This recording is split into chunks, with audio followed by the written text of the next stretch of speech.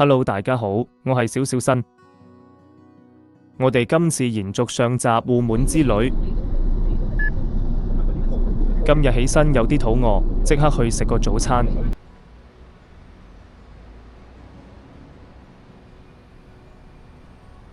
今日去喜蓮食早餐。呢間茶記有好多年歷史，以前主要做當地人生意，較少遊客。近年人氣爆升，唔少遊客都過嚟，租多一間大鋪應付大量客人。咖喱鹹牛肉包，包脆唔太鹹莫太辣，幾 OK 喎。要留意，早餐全都要單點飲品額外計算。呢碟係上市好耐嘅乾炒牛肉通粉，真係幾好味。雖然係我第一次食炒通粉，冇得跟其他比較，但味道同食落感覺真係幾得意。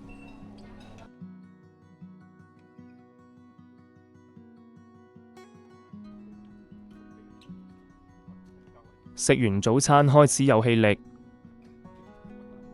周圍行下，去景點睇風景，又經過尋晚嗰間炮竹廠，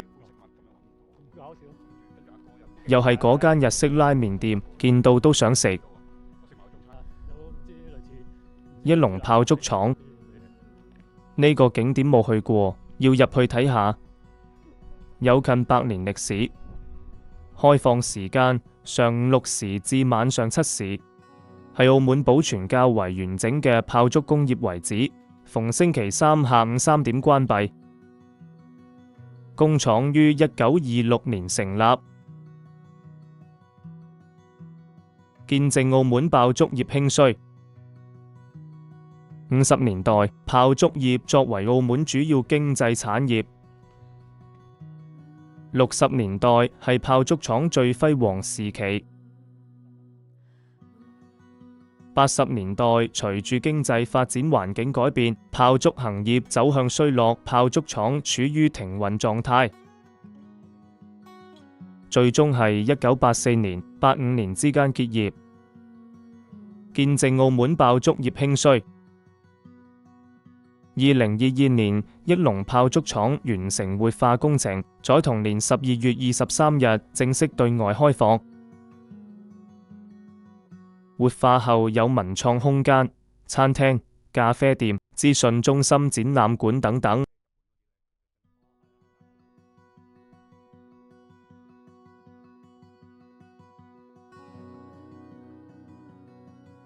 出口直行就去到官也街，去到一間買葡國產品手信店，又點會錯過？或者有啱嘅手信。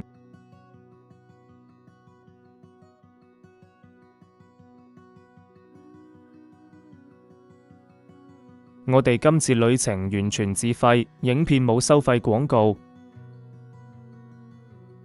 即刻讚好，分享影片俾朋友，按埋鐘仔睇晒所有片。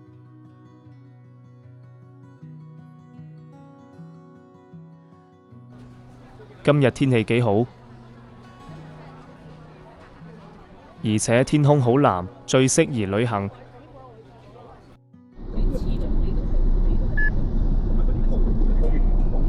轉眼間，我哋出發去另一個景點。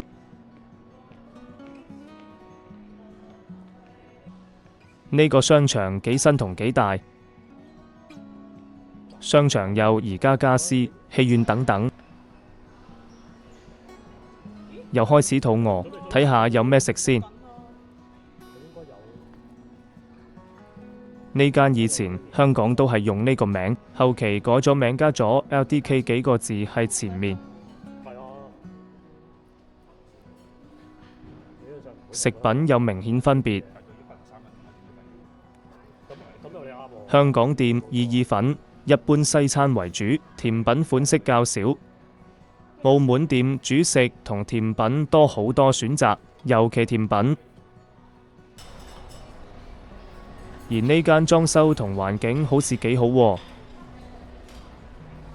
最重要依家有位。睇下啲嘢食啱唔啱心水，睇圖自己 OK， 而且價錢都可以接受，唔算貴，就試試我哋嘅運氣。話咁快就點咗嘢，先上沙律，好似幾好喎，有鮮豔顏色，紅菜頭雜梅藜麥沙律，羅勒青醬意粉，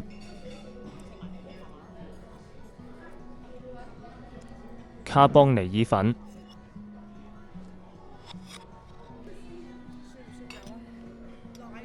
仲有拉花咖啡添，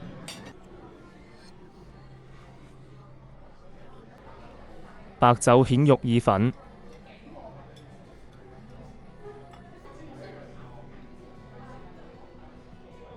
松露烤菇煙肉溫泉蛋闊條麵，今餐每碟味道都好好，有鮮豔顏色，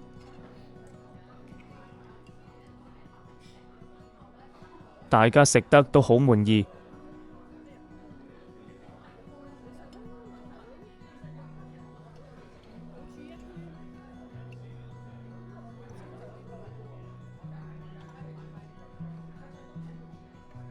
最後一道菜，牛肝菌意大利燉飯，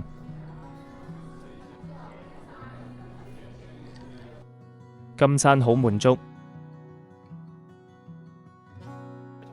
食飽咗，係時候要休息一下，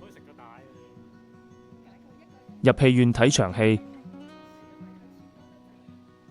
依家澳門新商場內電影院同香港冇分別。一間影院分別播放多套電影，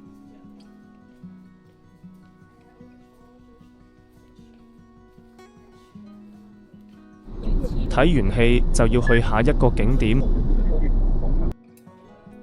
開始食晚飯。梅菜扣肉，如果你鍾意食扣肉，就知呢碟扣肉係咪好嘢。嚟到澳門冇理由唔食水蟹粥，粥煲得有火候，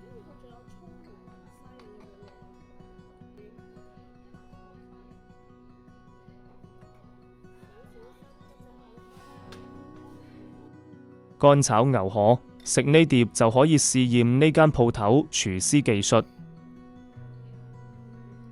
OK， 師傅有啲技術。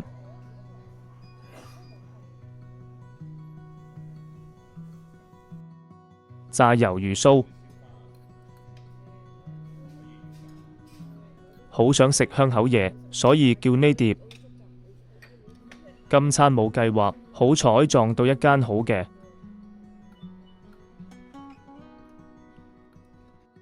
海鮮菜湯。總結今次行程，好彩每一餐都冇伏，大多數去食嘅餐廳喺計劃之內。青檸魚酸冰。今集接近尾聲，記得俾 like 同分享俾朋友。希望大家鍾意今次行程。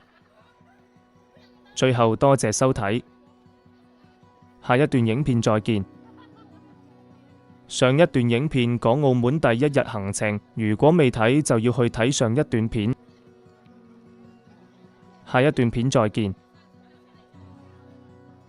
我係小小新，拜拜。